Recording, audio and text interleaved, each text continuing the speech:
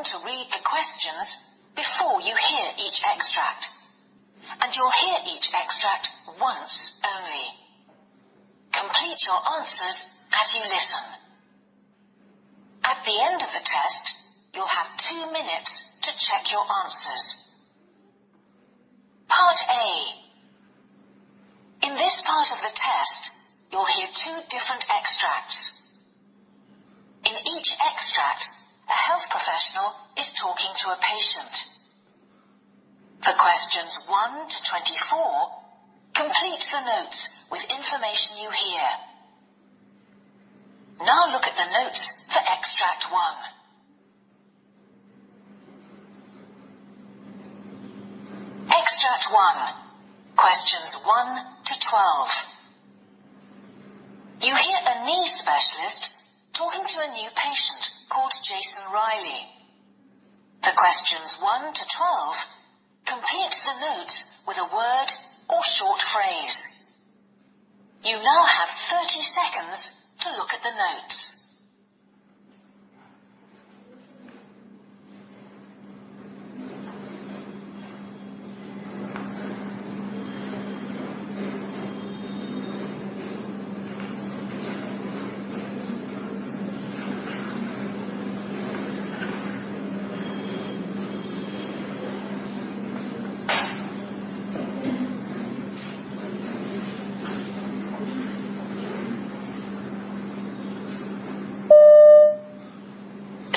Mr. Riley, you've been referred to me because of a problem with your knee. Is that correct?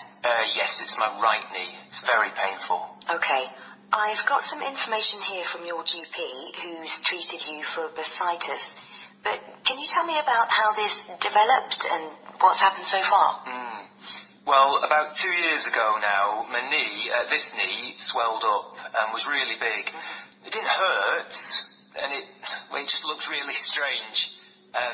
I'd been on a week's golf holiday in Portugal, and the knee was a bit dodgy all the time I was there. Well, when I got home and the wife saw it, she sent me off to the GP straight away, who said that it was what people used to call housemaid's knee. That caused a few laughs at home, I can tell you. Then I remembered that my mum used to get that in her shoulder. It's really called bursitis, isn't it? Yes. But he said not to worry, to rest up a bit and wait and see if it went away. And it did in a few weeks. Right. So I was okay for a while. Then about a year ago, I got a new job. I used to be a painter and decorator, but I retrained as a carpet fitter. So I'm on my knees quite a bit. Goes with the job. And after a while, this must be about 6 months ago, the knee swelled up again. It looked really red this time, and I had a sort of dull pain as well that got worse. Okay. Also, I felt slightly shivery and feverish. The GP said I probably had an infection and gave me some antibiotics for 10 days or so. That seemed to do the trick, and I felt much better, but the knee was still a bit swollen, and it ached sometimes. Did you try painkillers? Oh, yeah. After a bit, the doctor suggested ibuprofen. But that always seems to give me a tummy upset, so I stuck to paracetamol. I'm still using them on and off. At work, they put me on to doing things that didn't need a lot of kneeling when I first went back, but only temporarily. And I put ice packs on my knee to bring down the swelling as often as I could, every few hours. I tried to take breaks too. Oh, and my GP suggested some exercises to protect the knee, lying down on my back and raising the leg, yes, which seems to reduce the aching. In bed, I made sure I slept with a pillow under it to keep it a bit higher up too. Was your knee still swollen? Yeah, it was. So then the doctor drained off some of the fluid by sticking in a needle. I remember he said he got 20 millilitres out. Right. After that, he suggested that I try some supports in my shoes. I couldn't really see the point of that, but apparently it's to do with your arches, which I guess does affect your knees. Yes. Also, he told me to make sure that I have plenty of padding on my knees when I'm at work, and I've been doing that. Good. He told me that I should think about losing a good few kilos as well, but I like my food, as you can see. and I haven't made any progress with that so far. But things weren't getting better, so then he started giving me cortisone injections. I've had 3 of those so far. And what effect did they have? They really helped. Much less swelling, and the pain's better too. But that's the problem. He now says that with those sorts of drugs, you can't have more than 3 of them in the same knee in a year. I'm up to the limit, and it keeps coming back, so really I'm hoping you'll be able to come up with something better. Okay. Well, let's have a look, shall we? If you can...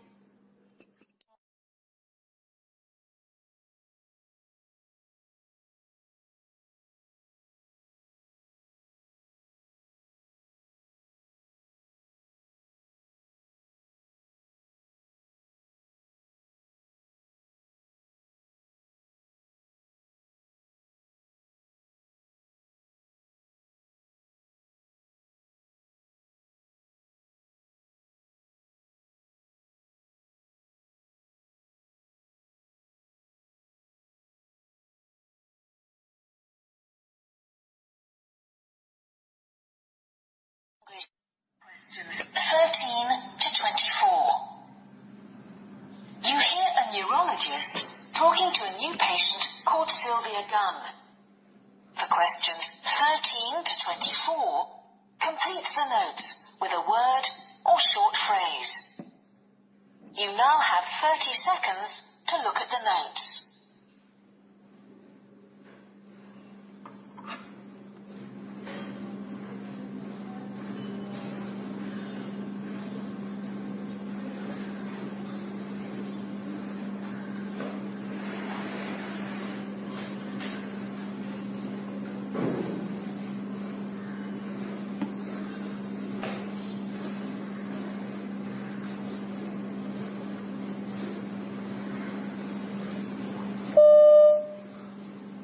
Mrs. Gunn, you've been referred to me because of some pain in your face. Now, I've got some notes from your GP, but perhaps you can tell me in your own words about the pain, when it started, and what's happened since? Well, it began about 3 years back. Out of the blue, I got this terrible shooting pain in a back tooth. I've never felt anything like it before in my life. It was a tooth I'd had a nasty abscess on a few years before, and I assumed that it had got infected again. Anyway, I went off to the dentist as soon as I could get an appointment. So he did some x-rays, but he couldn't find anything wrong, which was very strange. Was the pain continuous, and did anything in particular trigger it? It came and went, and it lasted just a minute or so each time, but it really got bad when I brushed my teeth. I always use an electric toothbrush. They're so much better than the usual sort, but I didn't like that one little bit. I even tried to persuade the dentist to whip the tooth out there and then, because I was so sure that that was the problem. But he told me he was pretty sure there was nothing wrong with my teeth at all, and I ought to see my GP. And your GP has diagnosed trigeminal neuralgia? Well, first of all, the GP told me to try painkillers. That was to exclude things like a migraine, I think, but the pills, they didn't have any effect at all. So then he sent me off for a CT scan because he said it might be a very bad case of sinusitis. I'd had that before when I was a teenager. Or he said even nerve damage, but that was all negative too. So then after all that, the GP eventually put me on an anti-epilepsy drug, which seemed to help. I see. So how is it now? Well, the pain sometimes goes away for weeks at a time, but then it can come back a dozen times a day. Fortunately, I get a tingling feeling in my jaw when it's going to start, which I can recognize as a sign. So at least I get a bit of warning before the pain comes on properly. And I can try to find somewhere quiet to sit down. But the pain has now begun to spread? Yes. It started to happen in my eye, too, on the same side as the tooth. I was doing okay until the firm where I work moved to a new office. It's a lovely new building, and everything was fine at first until about 3 months ago when the weather started to improve and they turned up the air conditioning because lots of people were complaining about being too hot. That's when I started getting pains in the eye, and I'm pretty sure it's connected. But the system's the same all over the building, and it's not as if I'm sitting in a draft, so there's not much I can do about it. I've tried wearing glasses all the time, and that seemed to help a bit, at least at the beginning. And these pains in the eye, tell me how long they last and how often you get them. It's getting worse and worse. Over the last fortnight, it's been every day, and sometimes every hour, and it's really excruciating. It's getting me down, and I've started losing weight too, what with the worry and pain, and I've had to give up my yoga class, which I loved, because you never know when the pain's going to come on. And, well, that's making me feel very isolated. I really hope you can do something more for me, Doctor.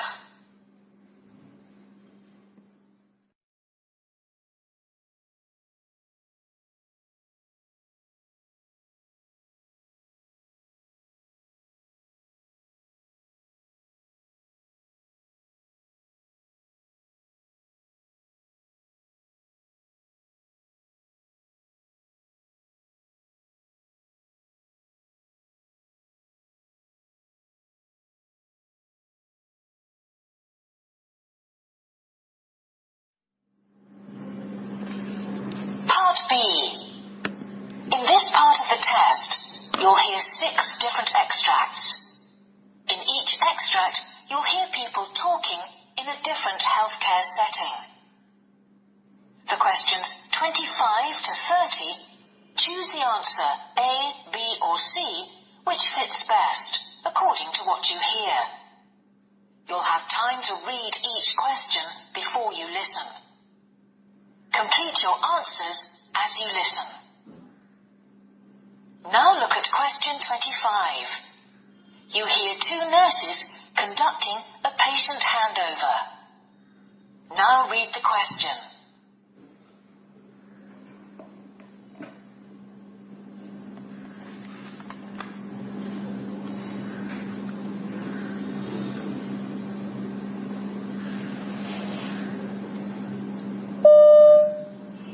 Mrs. Garner's a 73-year-old who came in because of an exacerbation of COPD. This is day 3. Today she's down for a repeat chest x-ray, and that's all booked in, and her leg dressings need to be done. She has bilateral ulcers. Oh, and you'd better chase up the report on her sputum sample. We should have had that back by now. Okay. There's a history of ischemic heart disease and type 2 diabetes, peripheral vascular disease, and peripheral neuropathy. She's been treated with IV antibiotics, steroids, and nebulizers. She's mobile with a walking frame but gets breathless. She's down as high risk for falls. Sure. I'll continue to monitor her fluid intake and check that she's fixed to the diabetic diet. Great.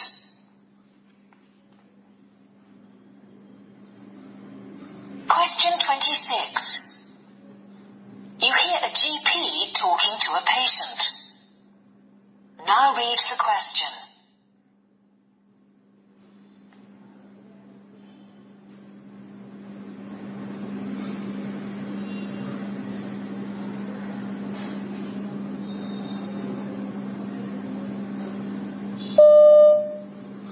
So, shall we have a look at your blood test result?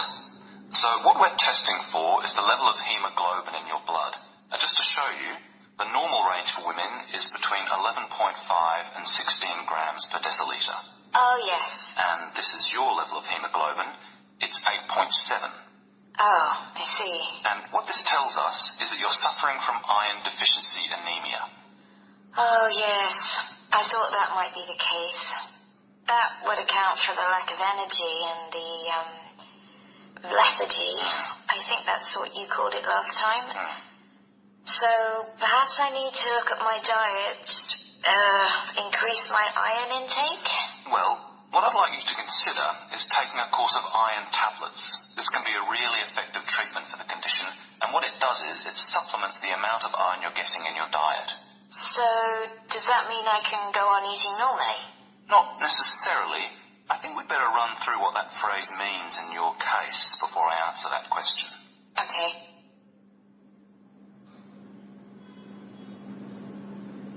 Question 27. You hear a senior nurse briefing a colleague about working in the recovery room.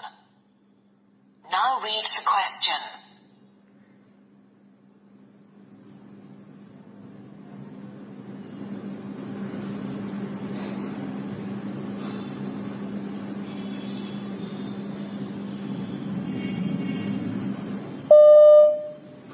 Okay, so this is the recovery room where you'll be working. Patients come here directly from theatre. It's their first stage recovery before going back to the ward. Here we have a monitor, and on that you can see all the patient's vital signs from theatre, okay? Right. So you check that it's on and functioning, attach the BP cuff and pulse oximeter, and you're ready to make your assessment. The system then prompts you in terms of what to do next with the patient. So, do they get extubated in theatre? It depends. Mostly they do, and that's ideal. But sometimes it happens outside. If they come out with an ET tube in place, then it's probably because the doctors want to keep it there during recovery. But if it's a laryngeal mask, then the anaesthetist will see to that. We just have to ensure that the patient's kept stable.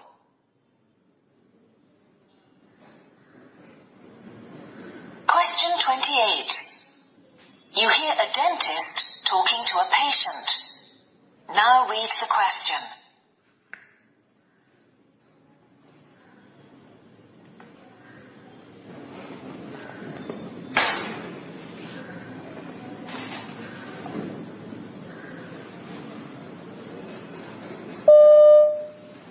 Okay, so today I'm going to prepare the tooth for the fitting of the crown, then take an impression. Oh, really? I thought I was having the tooth filled. Have I got the wrong end of the stick then?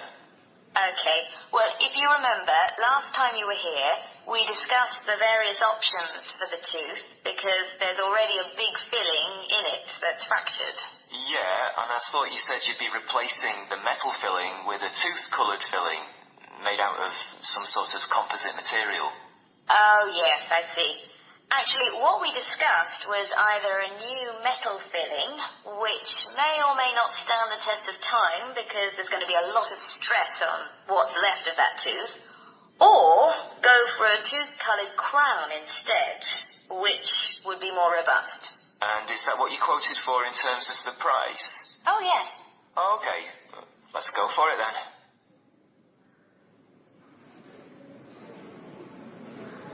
Question 29. You hear a triage nurse in the emergency department talking to a doctor. Now read the question.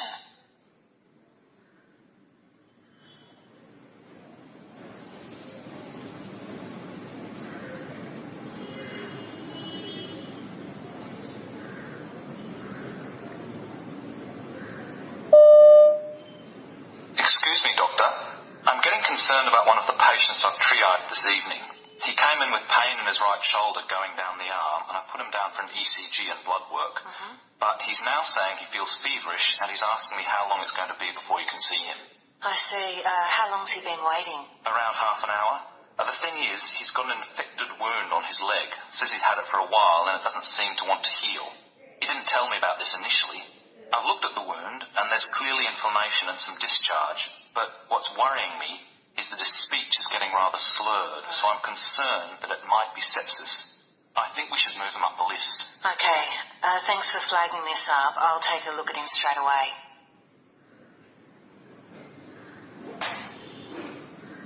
Question 30. You hear an eye surgeon briefing some new staff at the eye clinic. Now read the question.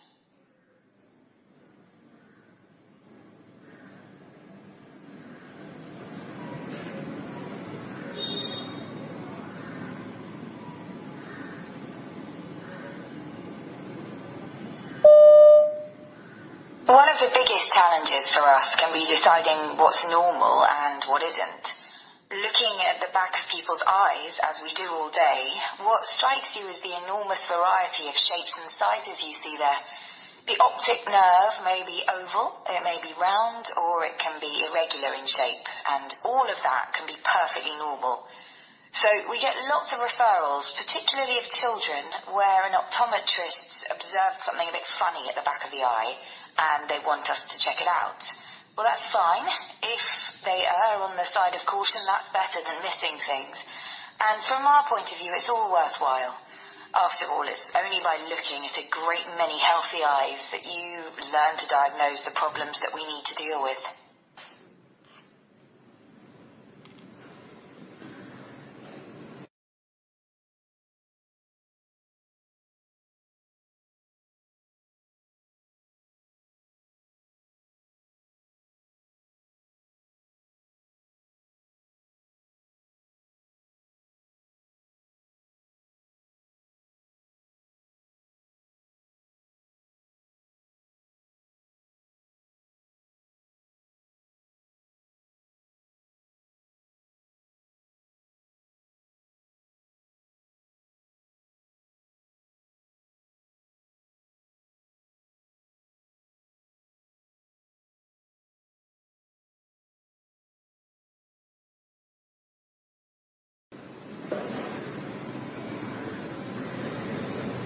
That is the end of Part B.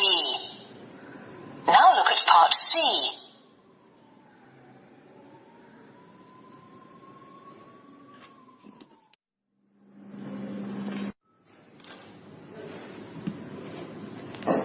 Part C. In this part of the test, you'll hear two different extracts. In each extract, you'll hear health professionals talking about aspects of their work. For questions 31 to 42, choose the answer A, B, or C, which fits best according to what you hear. Complete your answers as you listen. Now look at Extract 1. Extract 1, questions 31 to 36. You will hear an interview with a dietitian called Ben Melrose, who's talking about iodine deficiency. You now have 90 seconds to read questions 31 to 36.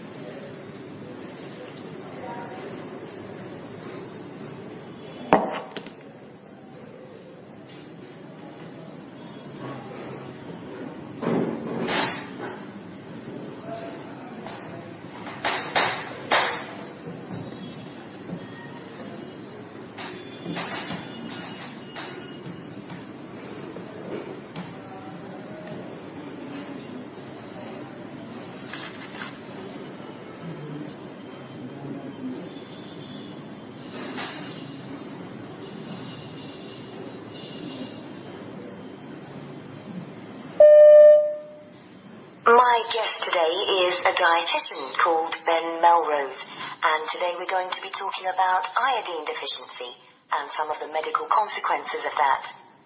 Ben, iodine is a trace element that's found in many foods. Why do some people not get enough? Well, in some parts of the world, this is an endemic problem. And it's not a question of dietary choice. We get iodine from various sources, like there's iodine in eggs and dairy foods. But by far the biggest source is the ocean. Fish that live in salt water and plants that grow in that environment are our main source of iodine. So we see relatively few cases of deficiency in Europe, for example, because such foods are plentiful there. But elsewhere, typically in the middle of large continents, it's a different story.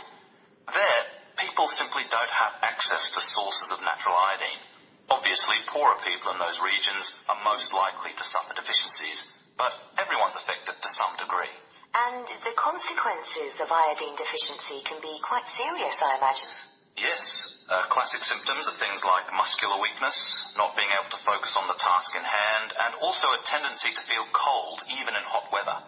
But the most widely reported symptom is actually a feeling of constant tiredness. Oh. Of course, there are tests that can determine the level of iodine in the body, and 150 micrograms is regarded as the minimum daily intake needed to avoid symptoms.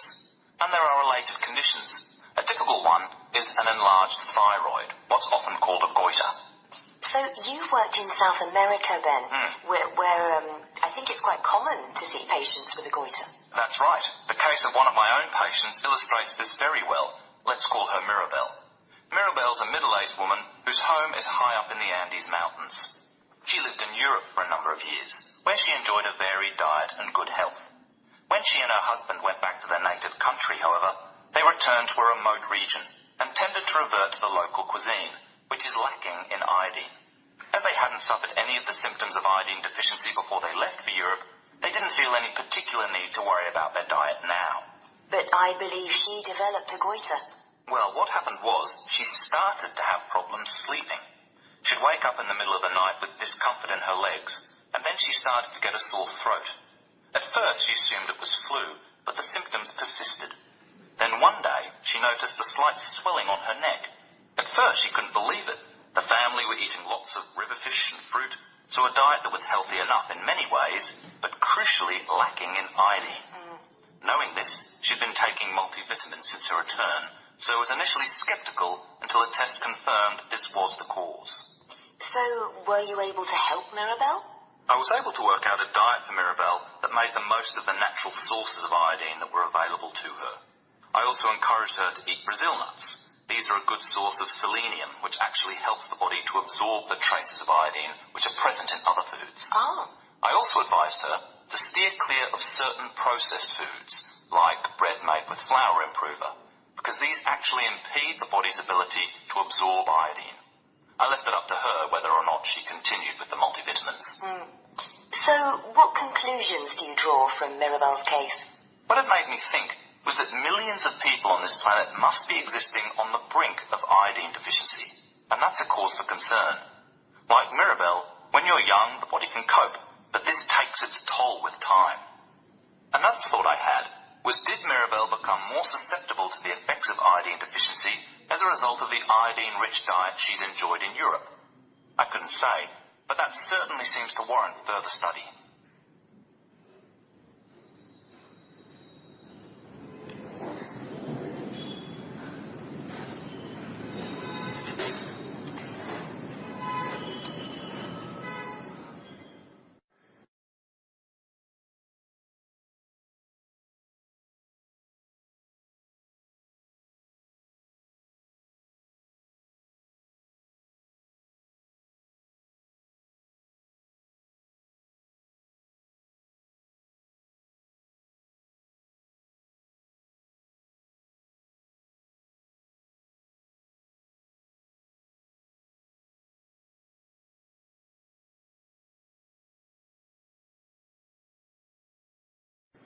Questions 37 to 42. You will hear a plastic surgeon called Norma Woolston giving a presentation about surgical treatment for a condition called Dupuitran's contracture. You now have 90 seconds to read questions 37 to 42.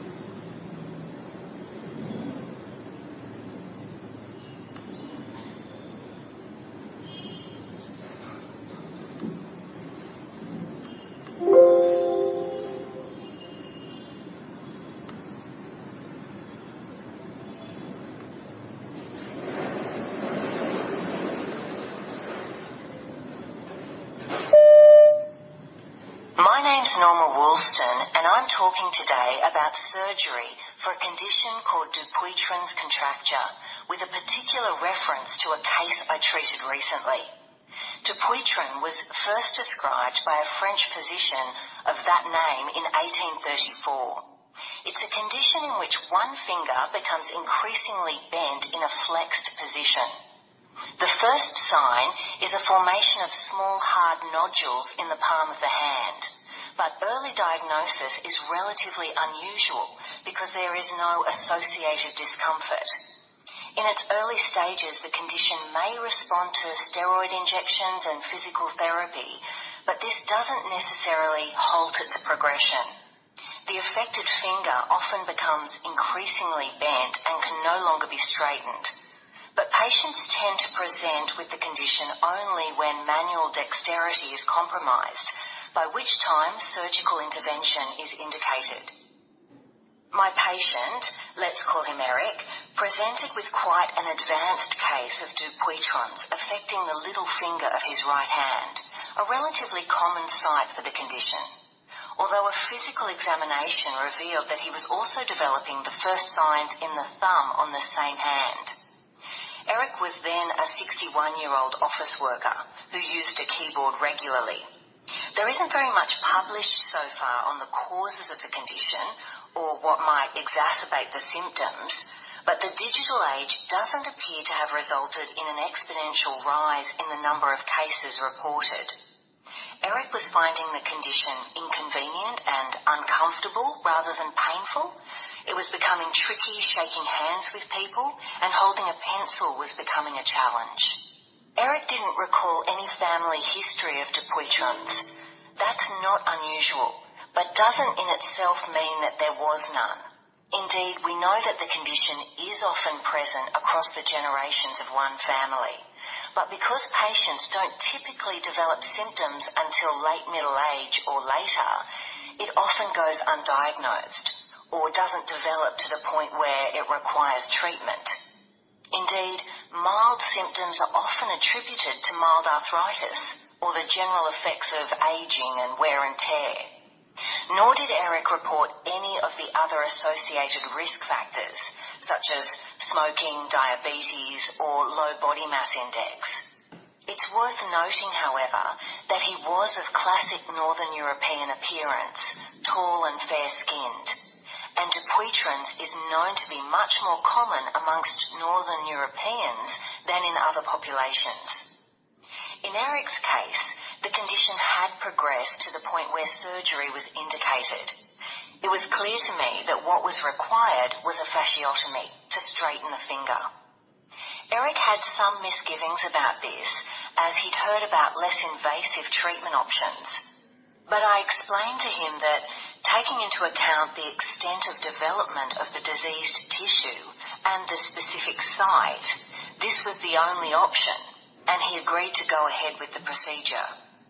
Fortunately, Eric was generally in good health, was taking no medications for other conditions, and had no concerns or negative history relating to general anaesthetic. This was much the preferred option because, although the surgery isn't lengthy, usually between 30 and 40 minutes, it does call for a complete immobilization of the hand. After the procedure, Eric was using a sling and pillows at night to hold the wound site high up and so prevent a build-up of fluids. I'd explained that wearing a sling when out and about also provides a degree of general protection. It's a remarkably effective way of signalling to other people to keep their distance, as the hand is very sensitive to knocks. But actually, he'd taken plenty of time off work, so this hadn't been a problem for him. Indeed, when I saw Eric at the follow-up appointment, the wound was healing well. His notes showed, however, that the sutures hadn't all fully dissolved after surgery, and that this had been a source of discomfort. Worried that perhaps there was an infection, he'd consulted a nurse, who'd removed them and also taken the opportunity to excise some excess scar tissue, which had formed at the site. I reassured him that this was by no means unusual and wasn't a cause for concern. I was pleased to see that when he returned for the final consultation, Eric's wound had generally healed well. As is the case with many Dupuitran's patients, however, Eric volunteered that, despite my careful explanation at our first consultation about the treatment and recuperation period, he'd entirely underestimated the impact of the surgery on his daily life and how long the disruption would continue. That said, his finger is now much straighter. This treatment for Dupuitran's never completely straightens the finger, nor restores full use, but he'd been aware of that from the outset and had no complaints on that score.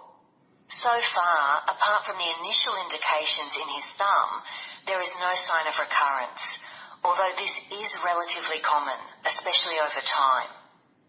I reflected, however, that perhaps being very familiar with the condition and having performed this kind of surgery many times, I hadn't made it clear enough to Eric exactly what to expect after the surgery. What Eric's case made me realize is that I